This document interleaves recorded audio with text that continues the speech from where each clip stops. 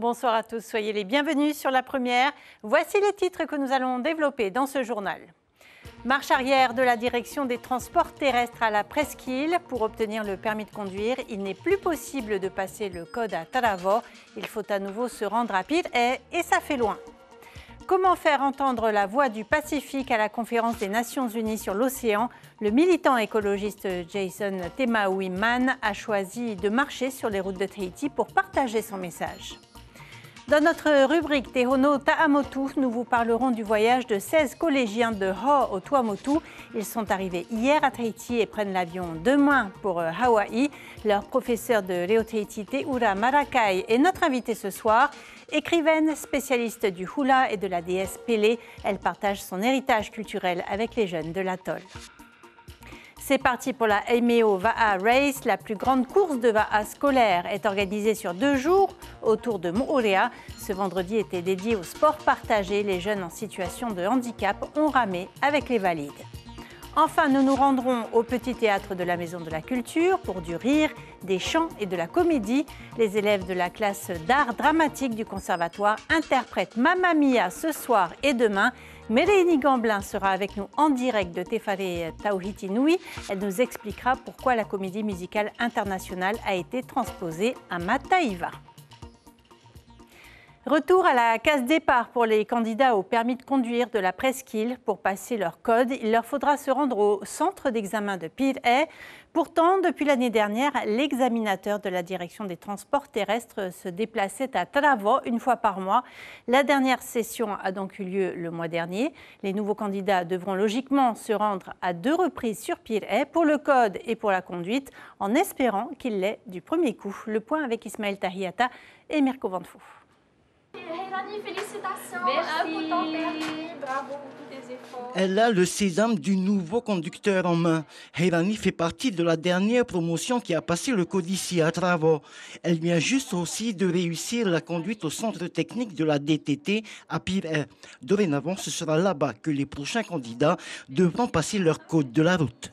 Je trouve dommage parce que pour ceux de la presqu'île, c'est assez loin d'aller à Pir'e quand même, hein? D'aller à Pir'e juste pour l'examen de code. Hein. Côté finance aussi, par rapport au bus, hein, il faut payer 400 francs quand même de la presqu'île à Pir'e. Hein. C'est assez cher. Hein. Bon, aujourd'hui, j'ai vu dans la presse que ça va descendre à 150. Ben, tant mieux alors. En revanche, il y en a un qui est encore plus embêté. Rich devait passer le code la semaine prochaine à Tarawa. Il est obligé maintenant de se rendre à Pir'e, ce qui n'arrange pas ses affaires.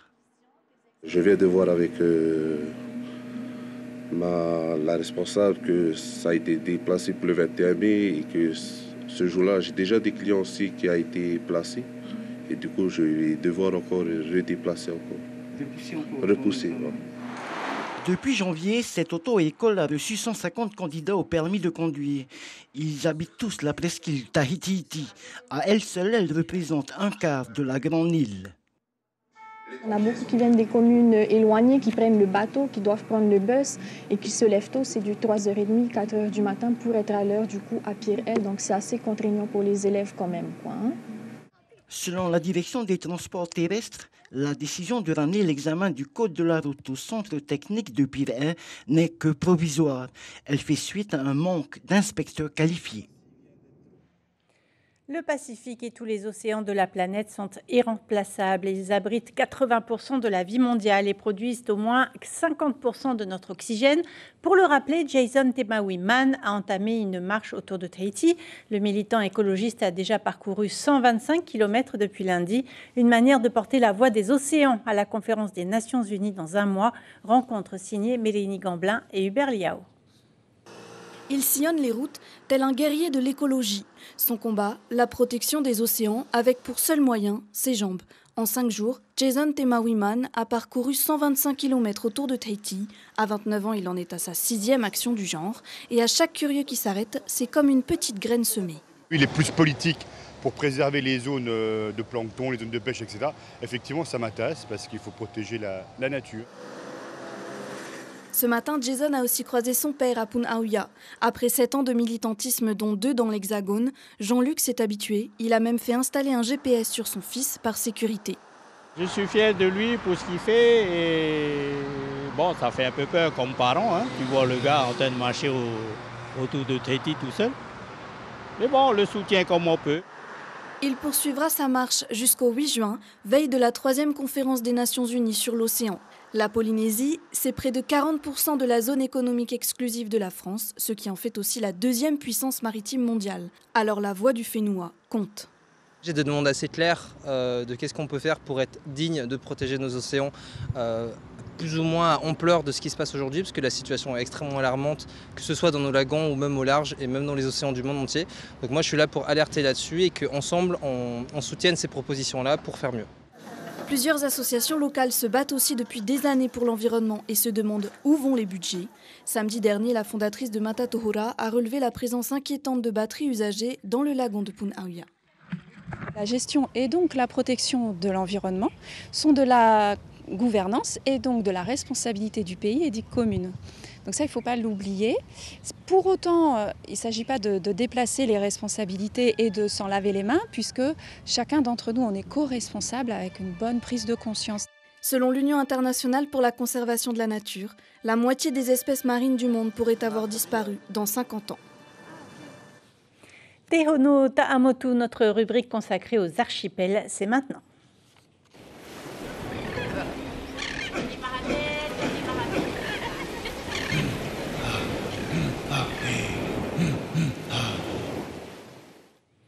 Ils ont fait le voyage hier depuis leur atoll des Tuamotu. 16 élèves de 3e du collège de Ho vont partir pour Hawaï demain.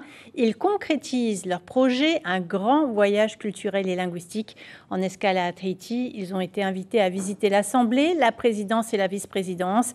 Ils préparent leur déplacement depuis 1 an et demi sur les traces de la déesse Pélé. Bonsoir Teura Maraka et bienvenue. Vous êtes professeur de Leo Tahiti au collège de Ho et vous êtes à l'initiative de ce voyage à Hawaï. Alors comment en êtes-vous arrivé à monter ce projet avec cette classe patrimoine? Alors Yorana, tout d'abord, aloha. Mille merci pour l'invitation. Et tout d'abord, je voudrais saluer tous nos téléspectateurs de Polynésie et d'ailleurs. Alors c'est un projet qui dure depuis 1 an et demi déjà et qui a pour thème dans le sillage de Pélé, In the Wake of Pélé, Roto Tiarao Péré. Et c'était un projet qui tient du cœur parce que nous avons voulu, en tous les cas, moi, descendant de Pélé, j'ai voulu partager en tous les cas cette connaissance et surtout ces légendes que l'on raconte cet à héritage Hawaï. Culturel. Voilà, à mes enfants Pamoto. Qui sont les élèves avec qui vous partez? Est-ce qu'ils ont déjà quitté Ho? Est-ce qu'ils ont déjà quitté Tahiti? Alors, quitter Hawaï pour venir sur Tahiti, or pour aller à l'étranger, non, un seul élève sur les 16. Donc, ça va être pour 15 élèves. La toute première fois, ils vont prendre un très grand avion. Ils sont déjà très excités. Et comment est-ce que vous avez réuni cette somme nécessaire au voyage? Est-ce que les élèves se sont mobilisés eux aussi pour trouver les fonds? Alors, bien évidemment, il y avait eu la participation très active des élèves et des parents. À côté de cela, nous avons eu le personnel avec l'administration également du collège, les communes également que je tiens à saluer, tous nos Tavana de Tuamotu, de Ho, de Amanu, de Tepoto, de Pukarua, de Marukau, de Nukutavake. Et si j'ai oublié, désolé parce que tous nos Tavana ont joué le jeu et ont été vraiment acteurs qui ont permis justement à nos élèves de partir à Hawaï, sans oublier bien évidemment le ministère de la Culture, de l'Éducation et également des Solidarités. Et toute autre personne, mille merci. Quels seront les temps forts du voyage? Est-ce que vous irez sur des sites sacrés comme Mauna Kea, par exemple? Alors, bien évidemment, on ira sur un site très sacré qui est le parc national du volcan à Hawaï. Donc, ils vont fouler le sol du volcan Kilauea à Hawaï. Non pas Mauna Kea, mais celui où il y a la déesse Pélé. Bien évidemment, à côté de cela, ils vont visiter des écoles immersives également, 2 écoles privées et 2 écoles publiques. Dans les écoles immersives, nous avons Punana Leo Hilo et Kamehameha High School. Très rapidement, Pélé, le lien avec Tahiti, avec Ho? Alors, les Hawaïens chantent ce chant traditionnel, Maika hiki kawahine o pele, Maika aina lai pola pola. Donc, la diaspora vient de chez nous, de Tahiti et ses îles. Bien évidemment, avant d'aller jusqu'à Hawaï, elle a migré dans les archipels. Alors, pour prouver il faudra faire des recherches, mais de sûr, nous avons des légendes sur elle à Amfakarava, à Makatea, Bora Bora. Elle est présente au Tuamotu. Exactement. Alors, vous êtes aussi Kumuhula, vous maîtrisez la danse et la culture hawaïenne. Vous souhaitiez d'ailleurs nous dire un poème, un mele-oli. Voilà, et qui raconte le voyage de Pélé. Mai Tahiti kawahine o Pele, mai ka aina I pola pola, mai ka puno ula akane, mai ke aula la pai kalani, mai ka opu ai la pai Tahiti, la pakui Hawaii kawahine o Pele. Mahalo. Merci beaucoup, Te Ura Marakai. On vous retrouve à la fin du journal pour un autre chant, un autre poème hawaïen. Merci beaucoup. Ainsi se referme notre page Te Hono Ta'amotu.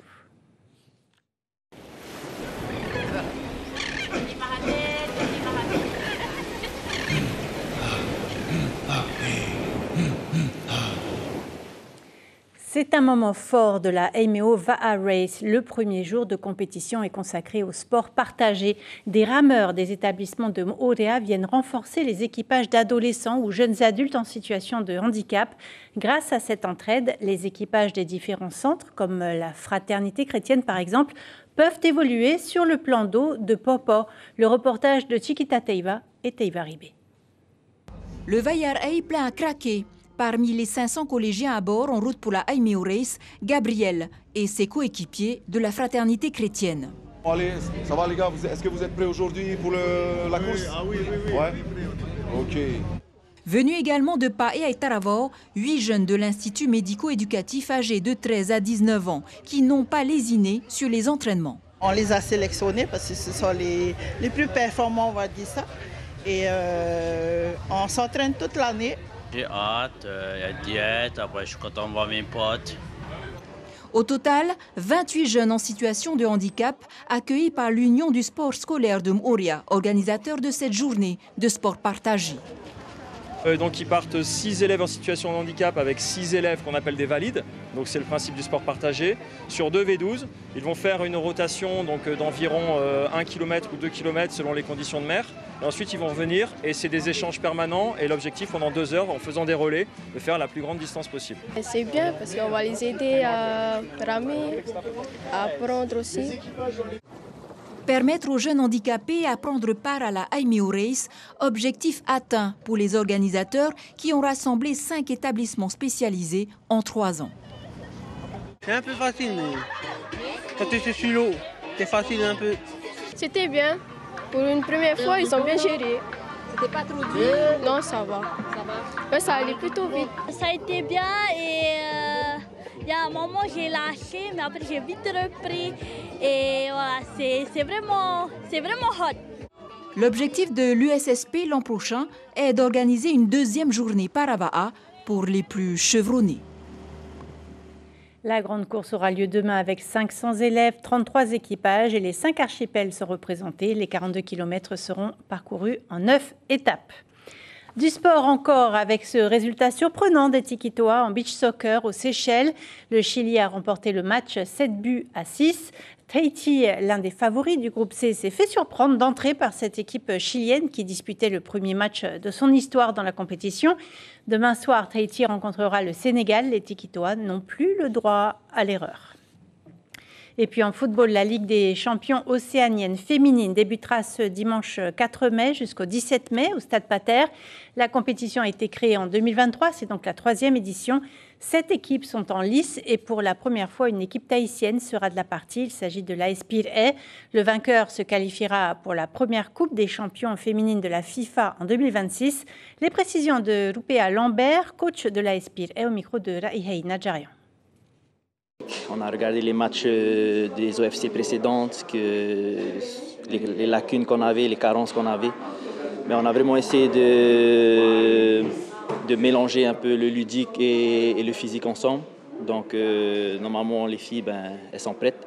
On est ici pour apprendre. C'est la première fois qu'un club tahitien participe à l'OFC Champions League féminine. Donc, on est là pour apprendre, on est là pour venir voir le niveau des autres équipes du Pacifique. Et si la comédie musicale Mamma Mia se déroulait non pas sur une île grecque, mais à Mataiva, au Tuamotu, c'est ce que l'on peut découvrir en ce moment au Petit Théâtre de la Maison de la Culture. Les élèves du conservatoire y jouent ce soir et demain, dirigés par leur professeure, Christine Bennett. Et je vous propose de retrouver tout de suite en direct de Te Whare Tautinui, Mereini Gamblin et Teiva Ribé. Bonsoir Mereini. Mamma Mia à Mataiva, qu'est-ce que ça donne ?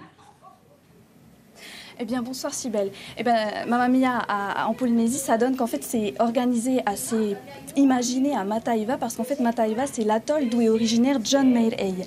Et donc, comme c'est Christine Bennett qui met en scène ce spectacle, qui est aussi professeure au conservatoire, eh bien, elle a voulu faire un petit clin d'œil à son défunt mari en imaginant le spectacle à Mataiva. Voilà pour le lieu. Et donc, c'est Tuariki qui nous a confié ça. Tuariki, c'est le fils adoptif de John Mayer, qui en fait est sur scène ce soir avec 25 élèves qui prépare ce spectacle depuis septembre 2024, donc ça fait un petit bout de temps. Alors pourquoi Mamma Mia ? Eh bien d'abord c'est une comédie musicale culte, hein. Ils reprennent un petit peu l'histoire en fait. Donna c'est la maman et Sophie c'est la fille, et donc Sophie veut savoir qui est son père et elle envoie donc une invitation de mariage aux 3 anciens amants de sa maman, et elle découvrira qui sera son père, et ce sera comme ça. Et donc ça donne lieu à des scènes hyper émouvantes, et donc je ne vais pas vous dévoiler la fin. Il y aura encore une représentation comme vous l'avez dit demain soir à 18h30 au Petit Théâtre de la Maison de la Culture Cybèle. Et merci beaucoup Mereini. C'est un rendez-vous culturel qui séduit les résidents comme les touristes. Le Maranapae est célébré tous les premiers vendredis de chaque mois, et cette fois, c'est l'art du tatouage qui a été mis en avant. Les motifs, les outils utilisés, les différents styles adoptés par les tatoueurs. Le tatouage a évolué au fil du temps. Un stand d'information était installé rue Piétonne. Le coprésident du tout jeune comité des artistes et tatoueurs de Polynésie présente quelques objets à Rohan Potoru et à Titawadum. On peut le voir sur la table là-bas, toute la panoplie d'outils. En fait, c'est la chronologie des outils de tatouage qui sont utilisés. On avait les peignes. Ensuite, dans les années 70-80, les tatoueurs se fabriquaient des machines à tatouer à partir de rasoirs électriques à pile. Ensuite, on a les dermographes électriques qui ont été surtout importés à l'époque des États-Unis. Et puis aujourd'hui, on a les machines modernes qui sont à batterie et rotatives. Et nous arrivons au terme de ce journal. Je vous en rappelle l'information principale. Les candidats au permis de conduire de la presqu'île sont à nouveau contraints de passer leur code à Pirée. Pourtant, depuis l'année dernière, l'examinateur de la direction des transports terrestres se déplaçait à Taravao une fois par mois. La dernière session a donc eu lieu le mois dernier. La DTT assure que la situation est provisoire car elle manque pour le moment d'inspecteurs qualifiés. Au programme de votre soirée sur la première, le téléfilm Simon Coleman sera suivi du documentaire Canada Mania. Voilà pour les informations de ce vendredi 2 mai. Demain, dès 6h30, vous avez rendez-vous avec Belinda Tumatariri Tahuaitu et Suliane Favenec pour les premières informations en radio. Passez une très belle soirée sur la première. On se quitte avec la prestation de Teura Marakai. Merci beaucoup, à demain. He aku amalini pele o kalua hiai mai Tahiti mai pola pola hiai makava Honua ia kea hiai hoe ana o pele I Hawaii a ea e kawa akau I kanalu no e au ka moali Ka ho'o kele Eia o ni hoa Lehuni ni I hau olena e kawaii. He aina no hoe. He pele pele.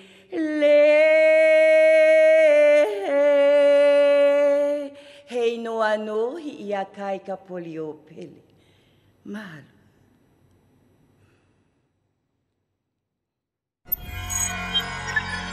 Retrouvez ce programme en replay sur notre site internet